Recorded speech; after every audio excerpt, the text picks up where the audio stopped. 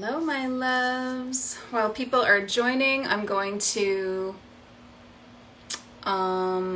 see where I pin a comment. I feel like things have changed on Instagram. Hello, Leslie. So good to see you. Hello, everybody joining. It's so good to see everyone here. So what I wanted to talk about today with you all was business for the awakened ones, because it's actually very different. Hi, Janine. So good to see you. So good to see you all.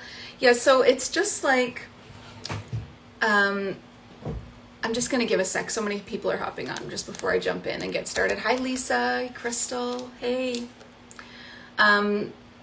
So basically, if you are like an awakened soul trying to run a business, it's a very different experience, let me tell you, than, just like your typical kind of like 3D business owner.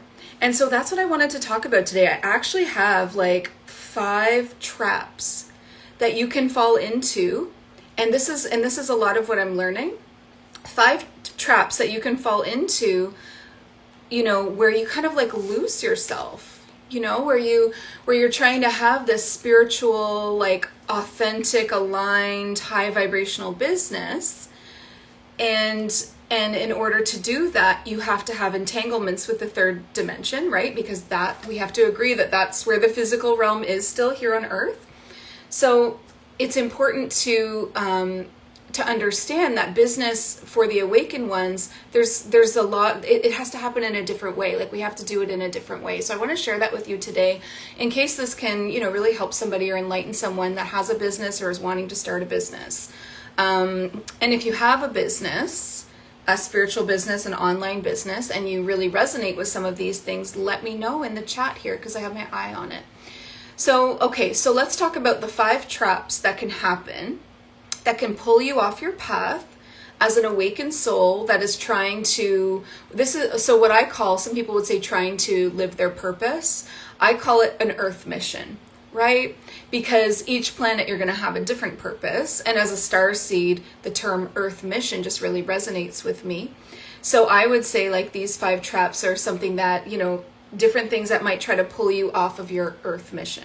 Okay, so let's talk about them and you let me know what you think. And hello to everybody joining. So the first trap is that inauthentic expression that is expected from you in the 9 to 5. Let me give you an example that almost killed me. So I had this job as a manager, a store manager. The store was called Gene Machine. I don't know, way back in the day. And I was expected in any kind of job, any kind of sales job, any kind of customer service job, you're going to resonate with this. You are expected to plaster a smile on your face, to be like, as you greet people either on the phone or that walk into your store, if you're in a store, you're supposed to be like, hello, how are you today? And like over the top friendly, over the top bubbly, over the top, like even pushy with your sales. And it's very inauthentic, and it's inauthentic because in between customers you're like, oh God, I cannot do this all day, right? Like you're drained, you're so drained. And I remember saying to some of my employees at that store that, my assistant manager at the time, I remember saying to her, like, I never want to have a job like this ever again, where I am forced to be inauthentic. If I don't want to smile, then I shouldn't have to fucking smile. Like, if I don't feel like smiling, if I don't feel like being all like bubbly or whatever, why can't I just show up as I am and do my job? I still can do my job, but you were so expected to have this like persona, right? The sales persona. So let me know if you resonate with that. So that's the first trap, right?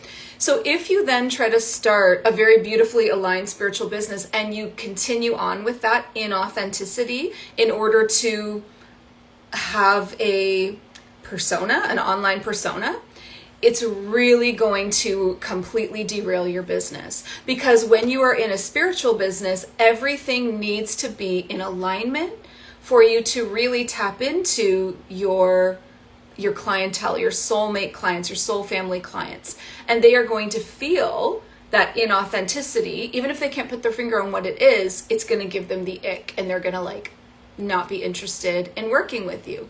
So I would say that the way to like really get around this or heal this is that the magnetic power of authenticity gives life. Okay, so that means it's really important for you to show up as you are each day and not put on a persona. And I help my clients, my business clients that I mentor, by saying to them, here's how you know if you're being authentic, because authentic is a superpower in business, okay? Oh, we have a comment here from Oracle of Avalon. Hi, Brian. I was a terrible salesperson. I loved helping people, but I wasn't good at blowing smoke. Exactly. It's super draining. If you're empathic, if you're highly sensitive and you're faking it, if you're faking the smiles, if you're faking the attitude, if you're faking the bubbliness, you will be so exhausted every day after work. All you're ever going to do is just, chill, watch Netflix. You're never going to have the energy to go and really live this big life, maybe on the weekends, but after your shifts, it's like you're so done. And that's how you know that you're really being drained by your job. And some people experience that even if they're not in sales, because they have to be that way with their coworkers or their boss, right? You have to oh my God, Brian and I were talking about this the other day, where that feeling when your boss is explaining to you where the business is headed and they're so excited and you're just like, great, but you don't give a shit because it's not your business and you don't even want to be there and this is just a job to you.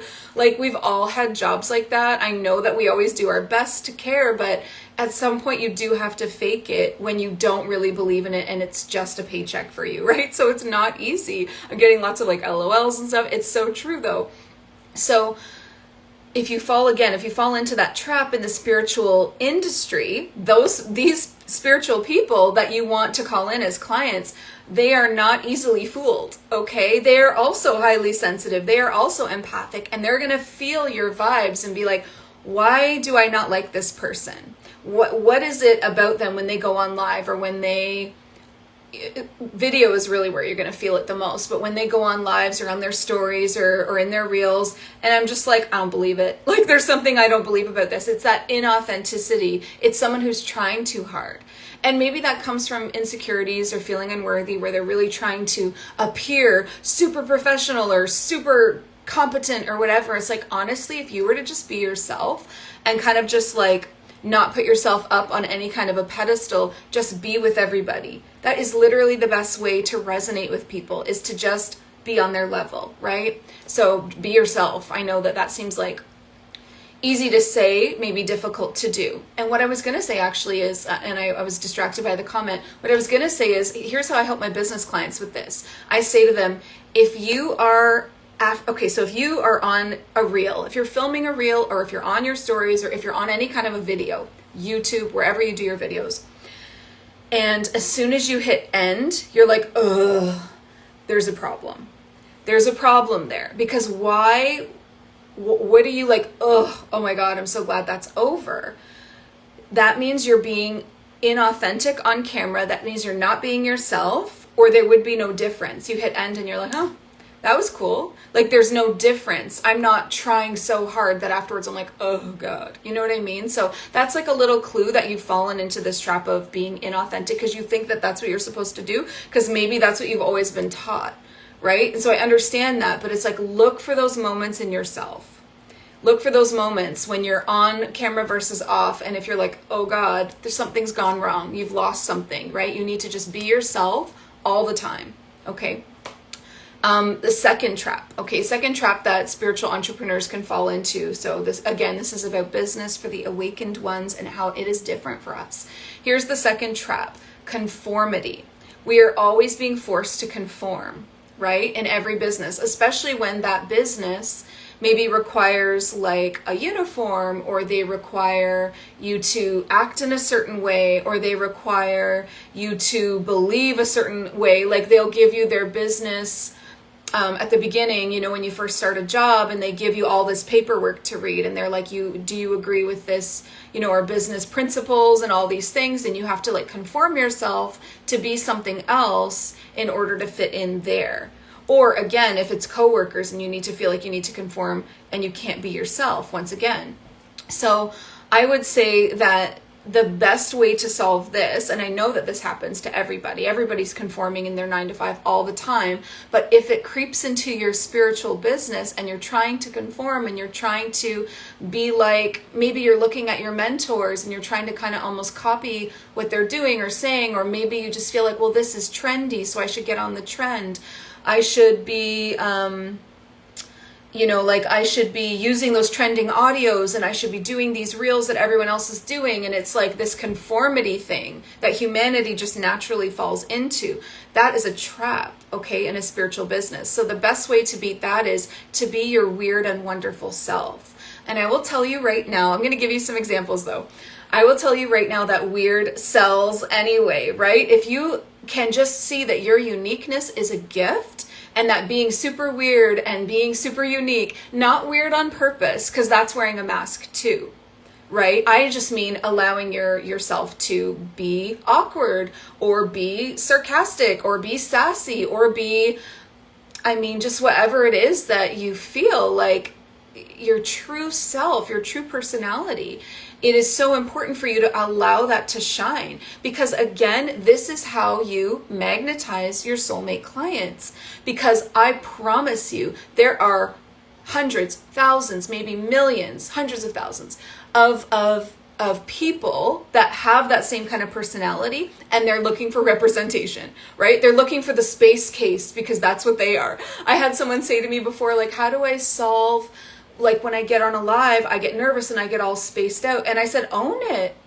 Just own it. Like, giggle and say, oh, wait, sorry, I spaced out there for a second. What was I talking about? Like, just literally be yourself. Like, it's okay to not be perfect. It's actually like so endearing, and you're not going to be for everybody. And you need to realize that. And the less you cater to everyone, and the more specific you become in yourself and in your personality, the more specific you allow yourself to be online, the more potent your content will be to the right people. And that's all you need. A small audience of aligned and loyal followers or subscribers is going to be so much more influential and abundant for you than, like a huge audience that nobody's really loyal or buying in, right? They're not feeling the connection with you. Connection is what you're looking for with people, okay? You're really looking for that connection. Here's another example I have for you about this. I had somebody reach out to me that had like a lot more followers than me, right? So you see Instagram and you see they have like maybe 10 times the followers that you have, and you think, oh,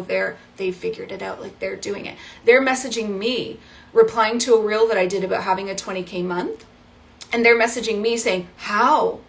And it's like, what do you mean? Like, you have way more opportunity than me. You're reaching way more people. There's a missing connection with your audience then. You haven't built that community. You haven't really been yourself, right? You haven't really shown who you really are underneath. Another super great thing, it's under the same point of this, of allowing yourself to be that weird, unique, beautiful soul. Another huge tip here is showcase your magic. You need to showcase your magic. Don't hide it. Don't hide it in your sessions. If your magic only comes through when people pay you to do it, it's like, well, then you're not giving people a taste of what you're capable of. So if you're a healer, do little mini reels of magical moments, like little mini healings. Okay, I'm going to do a heart healing in 90 seconds because that's what a reel is. Or if you're on TikTok, you get longer, but do mini magic moments, whatever it is that you do. If you're an activator, a healer, a coach, a mentor, an author, like you could read some beautiful prose, or you could help your audience create. You could have a live where you help people write things together. You have like a writing session together. If you're a channeler like me, you could give some channeled messages. Like, there's so much that you could do. Showcase your magic, be your weird and wonderful self, drop the conformity. That was trap number 2. Now, before I go on to trap number 3 that can happen to us, let me just catch up on a couple of comments here because I don't want to ignore y'all. Sharivers92 says, this is not the first time I heard about we need to be ourselves. Don't be someone that we are not. I completely agree, because that's exactly how I feel too. Yeah. Who wants to buy from someone or work with somebody or be mentored by somebody that's not even being themselves? Like, that's not what you want, right? And then and the same person also said, I actually love being shy, weird, awkward, silly. Yeah, but being different, I just embrace it for what it is, also to be my true self, because that way is what makes me happy. And not only is it going to make you happy, but it's going to create those connections with your audience. So this is where I allow myself to just, be myself online, especially like over on YouTube, where it's a little bit of like a longer opportunity because the content is longer form. Okay, beautiful. And then Aurora agreeing, numbers don't mean anything anymore. Exactly. And that's the example of that person reaching out to me. Okay, let's go on to trap number 3. So trap number 3, when you are trying to kind of build your own online spiritual business, you could fall into this 3D programming of perfectionism. Now that is something that makes sense maybe in the 3D jobs and in the 3D worlds. And that perfectionism is going to have you only showing your highlights. Okay, so perfectionism will actually cause a lot of problems in your business. It will make your content really unrelatable and dull. It will make, like when you're writing content, you're really unrelatable and dull. It will make your video content like you'll be so hypercritical of yourself, you'll be editing it to death. It will also cause you to never show the truth of what's going on in your life or in your business. You'll be like, oh, I can't show that. That's not perfect. Oh, I had a launch and it failed. I'll never speak about it. And you create shame in your body. Instead of turning that into a lesson, instead of turning that into a opportunity to show people your resilience, your determination, your openness. People don't want to work with other people. They don't want to work with perfection. It's too intimidating, first of all. It's not relatable. And there's no character in that. People want to work with somebody that's got the grit and is figuring it out and is getting really successful. So I would really recommend that you allow yourself to be vulnerable in your business. Now, do I mean, be some crazy hot mess crying all the time online? No. But when you figure out the lesson in what you went through, of course you want to. I really don't get why people film themselves crying. Like, that's a weird pet peeve of mine that I've never shared before, because it's like, can you give yourself a moment? Like, honor your inner child or whatever's going on in you. Not everything is for public consumption, but if you want to, after you've had that moment and you've reflected on things, if you want to come in, it's very powerful to share what you learned from that experience, right? Like, that's when you share, oh my God, I went through this, and maybe there's a little tears as you're telling the story, but you're not in your breakdown. Okay, so that's kind of the difference between sharing your vulnerability in a helpful way that can teach something versus spreading like kind of like chaos or low vibes online. So vulnerability means it's not all about your wins, and it's not all about when your house is perfect. And it's not all about when you're perfect either. Like, you have to allow yourself to show up in your imperfection, right? If you have something to share and it's like, oh my God, I don't have my makeup on, just share it. If you have something to share and the room behind you is a mess, it's okay. If you're doing a live and your dog starts to bark, don't delete it. It's okay. Go tell the dog whatever you need to do. Like, it's okay to be human. It's okay to take a moment to breathe, to lose your space, to come back, to try again. It's okay to like show your failures, which again, I agree. Somebody on here is saying there's no such thing as a failure. Totally agree. You're always learning, but it's okay to show those learning moments instead of only the highlight reel of your life. And I'm going to tell you right now, you'll be way more successful. Look at the people that you love the most and that you follow on Instagram or any social platform. They're not the perfectionists, are they? You might follow a few perfectionists, that's perfectly curated. But I guarantee you feel more of a connection with the people that show up and share their real life and what's really going on and the things that are hard and the things that they're overcoming and the struggles and whatever it is. Okay, so that's another trap. Okay, so let's move on from perfectionism. Oh, and sorry, I had one last thought actually about perfectionism. I would actually challenge you, and this is something that I challenge myself to.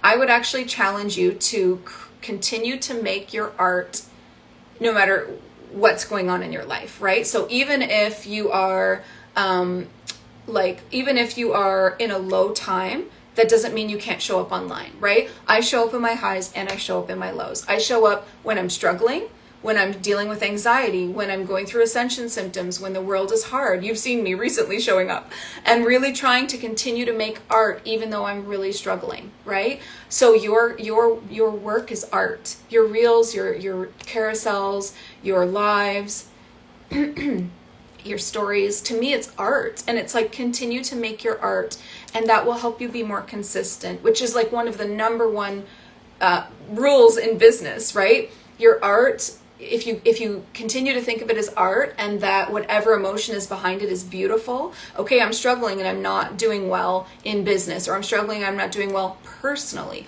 or I'm struggling with the collective energy, but I'm going to continue to consistently show up and make art from that place. That is what I'm talking about. That is the opposite of perfectionism. That is that authentic self. And it's so, so beautiful.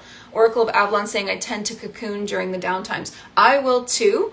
You'll see me like maybe disappear for like a couple days at the most, but then I'm sharing about it, right? And you're also saying you need to continue to show up even in your lows. Absolutely, absolutely. Because like I'll think about what I'm going through, and I'll see a way that it could help someone, and I'll decide to just share it because it's probably going to help someone, right? So that means that I want you to look at it as sharing from a place of being helpful, sharing at a place of being authentic, sharing from a place of showing people it's okay to fall down and get back up, like all of those things, right? Okay, exactly. Someone just said we can't have the light without the dark. Personally and collectively, 1000% agree. So let's show it all. Let's move on. I think we all understand that now. Okay, trap number 4. Again, in case you're just jumping on, this is all about business for the awakened ones, and I'm talking about the traps that you can fall into of almost like 3D programming that like creeps its way into your high vibe business, right? If you've got like a 5D business or whatever terms you like, higher consciousness business, spiritual business, these 3D traps can work their way in because of it's all around us, and it's the culture that we're in, and it's a very competitive market online, right? Okay. So let's move on to the 4th trap. So the 4th trap is hustle culture. And I want to say something that a lot of people don't say about hustle culture is that it affects men too. Okay, so hustle culture is damaging to everybody. It's not just damaging to women. Hustle culture hurts everyone, okay? Because hustle culture is very imbalanced, where you are on the bottom of the priority list and your business is everything. Even your family is probably below that. Hustle culture is like where nothing is more important than making money. And it's all about that. And you've seen examples of this in movies, TV shows, and they glorify it. They glorify women and men that work crazy hours at the office, barely go home, you know, their only friends are from the office, like they're just always working. There's examples of it in every kind of entertainment where it is glorified. And the problem with this is, you know, that it leaves no room for anything, including personal growth. It doesn't leave room for anything else. And it's very imbalanced. And the imbalance is happening between divine feminine and divine masculine energies. Now, your divine masculine center is your solar plexus, which is a chakra at the top of your stomach, right where your ribs kind of start to like separate right at the top there. Your solar plexus is that divine masculine center, and it is the center of action, taking action, where you set goals and you make them happen. To-do lists, go, go, go, push through. The divine feminine center is in the sacral chakra. Again, this isn't about men and women. Everyone has this. The sacral chakra is between your hips, and the sacral chakra is all about, the feminine energies are all about intuition, inspiration, creativity, uniqueness, right? So what is action without inspiration behind it? What is all of this push and push and push without something really creative and unique behind it? They work the most seamlessly together. They work the best together. And so that's the opposite of hustle culture, right? So it's how do you balance your divine feminine and your divine masculine energies in business and not fall into that trap of hustle, hustle, hustle, do, right? So, and that's actually not, I know that you think that that's going to help your business, but it's not, because it will be missing the the color to it. It will be missing the inspiration, the creativity, the uniqueness, what will make you stand out. All those things, you've just missed them. And you just steamrolled over that with, let me just follow these like very logical business strategies. And that's not going to work, right? It's definitely not going to work to your highest level where you're the happiest and you're calling in your actual aligned clients and you're actually making a big difference in the world and you're fulfilled because you're completing your soul work. This is not that. So how do we fix this? How do we get out of hustle culture? How do we, balance our divine feminine and our divine masculine? So I would say what I tell everybody, all of my business clients that I mentor, I say, lead with the divine feminine. Lead with the feminine in everything that you're going to do, and then follow it up with the masculine action to like back up that idea, right? So this is like you bouncing a ball back and forth between your hands all day long, right? So that means, whatever I'm sitting down to do, if I'm going to lead with the feminine, so say I'm going to I'm going to film a video for YouTube. I lead with the feminine. How do I do that? So the feminine is very spiritual. So what I would do is I would tune in to my higher self, guides, God source, set that sacred space, close my eyes and set an intention. Okay, I want to create a video with a powerful message.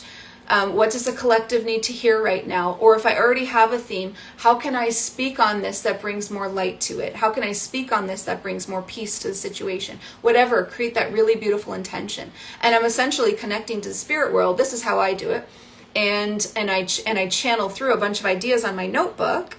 And then I allow my divine masculine to come in and back up the idea. Okay, now the masculine is in. Okay, so now we're setting up the equipment. Now we're getting ready. Now we're filming. Now we're editing. Now we're doing whatever. And then when I go to create my thumbnail image, I'm back in the feminine. Ooh, like, how does this color feel? How does this, tuning in with your intuition. So in whatever way that would work for you, lead with the feminine. So that means lead with your intuition all day long. This is what I mean about bouncing back and forth. If I move on to a new task, it's like, okay, lead with the feminine again. How can I tune in? How can I really tap into what this frequency is, what it needs? What does this project need? What, how does it feel? What does it feel like? What does it look like? All these things. And then I back all of that up with the masculine coming in and putting it in place, right? So hopefully that really resonates and makes sense. I want to read a comment that I missed here. Leslie saying, my husband was like this for the first 12 years of our marriage. Oh, workaholic, all day, all night. Yep.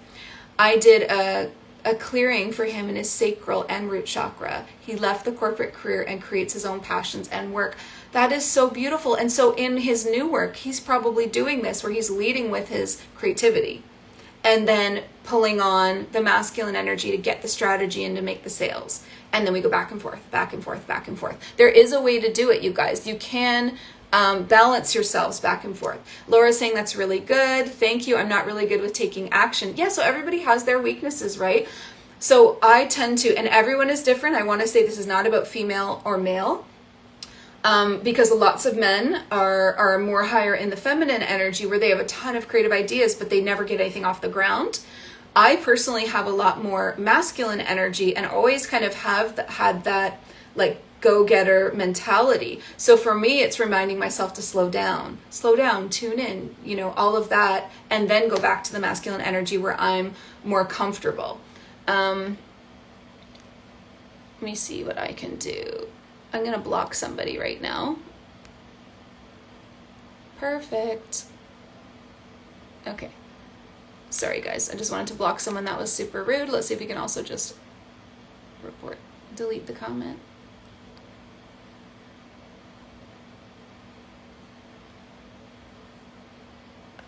Okay. I don't know how to actually delete it, but that's okay. They're blocked. Awesome. Okay, so we're going to move on now. Let me see any other good comments that I'm missing. Okay. Sharivers92 said, yes, exactly. I said the same. Exactly something like that. We need to balance masculine and feminine. Absolutely agree. Absolutely agree. Okay, beautiful. So I am going to share the fifth one. Hello, everybody joining. Hello, Flow with Antoinette. Good to see you. Okay, so we are talking about business for the awakened ones, how we have to do things very differently to stay in our power. but how the 3D programming can try to creep into our spiritual business. And I've talked about 4 traps where that can happen. I'm going to share the 5th one with you now. Okay, so the 5th and final one is that it's almost like a myth.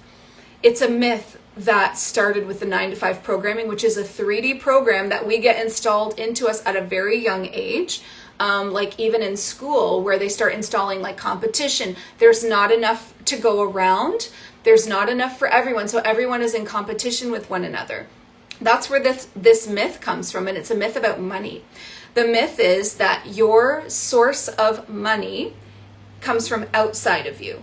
Okay, so that means that you look at your boss as the source of your money, or you are looking at, if you have your own spiritual business, and this is the trap that you fall into. If you create your own business, you start looking at your clients as the source of your money, right? And that is a myth and not true. Because if you are the sovereign creator of your entire life, you are the sovereign, not if, you are the sovereign creator of your entire life. I promise you that what is going on the inside is being projected on the outside screen.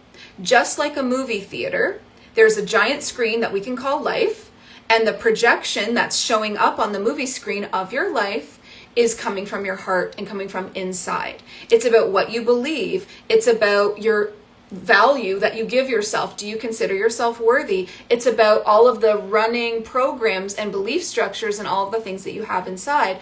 It gets projected on the outside. That's how you learn. That's how you know what's really going on inside of you. When you start to see patterns in the projection of life, you go, what am I doing? And that means you can't fix it from the outside.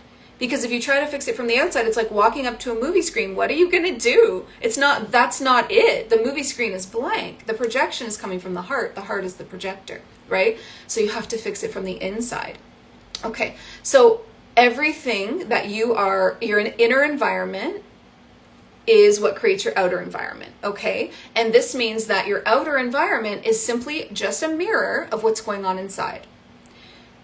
If we all kind of already know this, I kind of feel like most people are on board and they're like, this is not new information. We've all read The Secret. We get it, right? Okay. So why, when it comes to money, do we forget everything that we know? Why? Because I know that you're out there going, oh, I created that miracle. I called in this friendship. I called in that relationship. Oh, I can see how I created that. I found the most beautiful home. I manifested it. I'm doing all these amazing things. But when it comes to money, we're like, afraid. We're like blank. We're like not realizing that we are also the source of our money.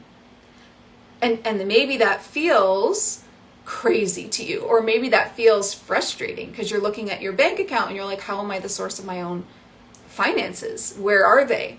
Exactly. Where are they? Go within. That just means that there's some work to be done within.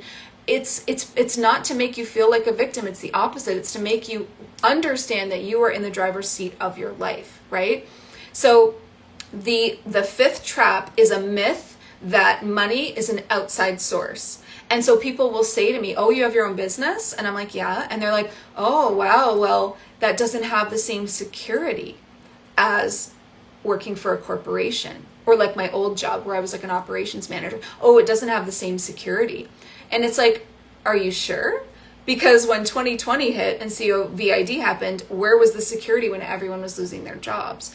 But nobody can take mine from me, right? No one can take Starseed Academy away. That feels like more security. Nothing can happen to the company because I am the company. It's just me. I have so much more security being my own CEO, my own boss, my own business owner. And I also have so much more money. And that's not, and people get really triggered when you talk about money. Money is a beautiful tool. It's kind of actually very neutral until you use it to do things with it. So it's really up to you. So when people say like money is bad, it's like, well, actually it's the person behind it that's either doing good things or bad things with it. When people say AI, like artificial intelligence, is bad, it's the same thing. It's like, well, but you can use it for good or you can use it for bad. When people say the internet is bad, what? Like you can use it for so much good to help people and reach people and be informed. Like it's just like any of those things. So you've really got to get right with yourself inside about how you view money.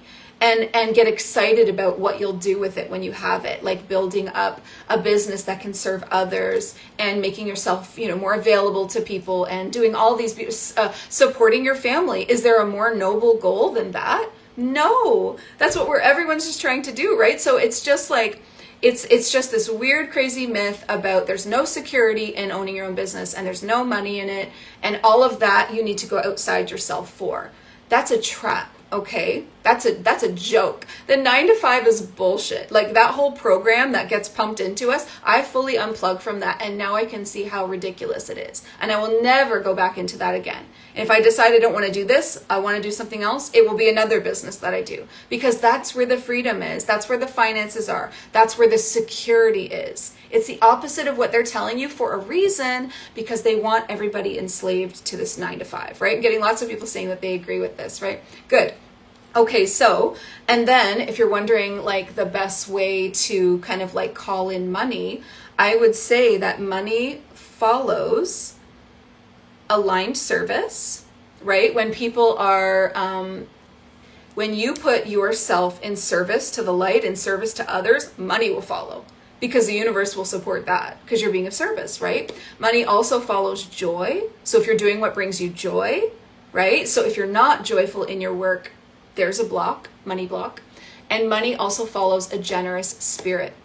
So if you can be generous with what you have, if you can invest in your business, invest in yourself, invest in others, support other small businesses, like be generous with your money and put it into things that you believe in, and more flows. The worst thing that you can do is hold on to your money so tight, because you know what that creates?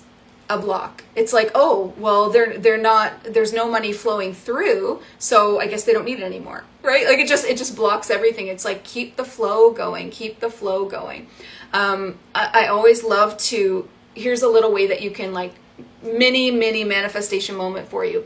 Every time they ask you at the grocery store or any store, oh, did you want to donate $2 to the animal rescue or donate $2 to feed children? Yes, I would. Yes, I would. You just say yes every single time. Yes, absolutely. Everything that you can do to be a generous spirit opens the door, the floodgates of the banks of heaven. Okay, so generous spirit, joyfulness, gratitude, being in service. You could not keep the money away. Okay, it's not the 9 to 5. It's not the myth or the trap that, money is outside of yourself. If you're a business owner, then that myth is going to be in your head that money is outside of myself, so money comes from my clients. Money does not come from your clients, okay? They are not the source of your abundance. You are the source of your abundance. And when you're always looking to your clients as a source of your abundance, what you then fall into is this desperation frequency that repels people. If you get desperate in a launch, no one is going to sign up. If you get desperate about something, everyone's just repelled by it. It's like, get right within yourself and then come back, right? Get away for a bit, get right inside with the fact that you are abundance.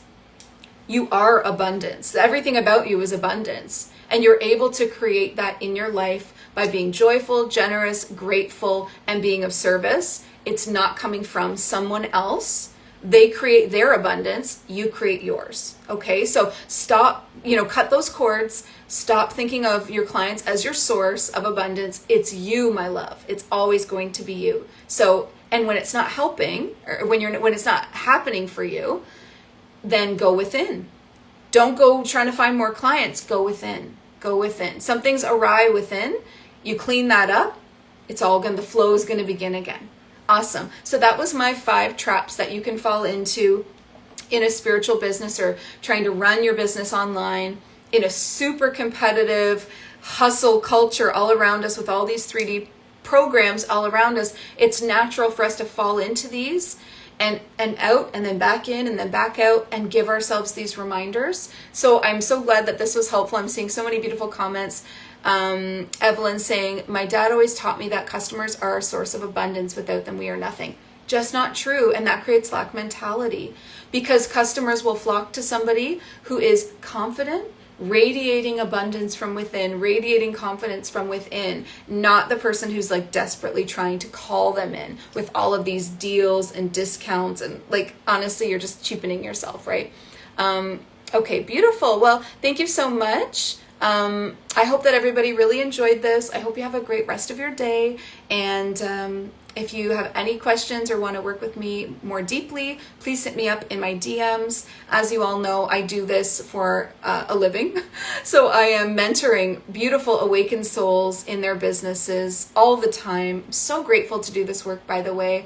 So grateful. And so if you have a business, or if you'd like to have a business and you're looking for mentorship and you're looking for somebody to kind of guide you on that, I cannot recommend having a business mentor more. I have my own. Everyone should have one. So hit me up in the DMs. I'd be happy to talk with you about it further. But for now, I hope you have a great rest of your day. Bye, everybody. See you soon.